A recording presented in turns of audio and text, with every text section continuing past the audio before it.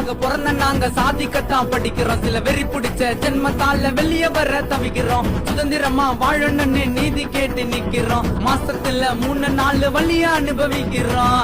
சின்ன வயசுல திருமணங்க, நாங்களும் பெரிய ஆளா உயரணுங்க. எல்லோரும் சமம்னு தான் நினைக்கணுங்க. எங்களுக்கும் சம உரிமை கிடைக்கணுங்க.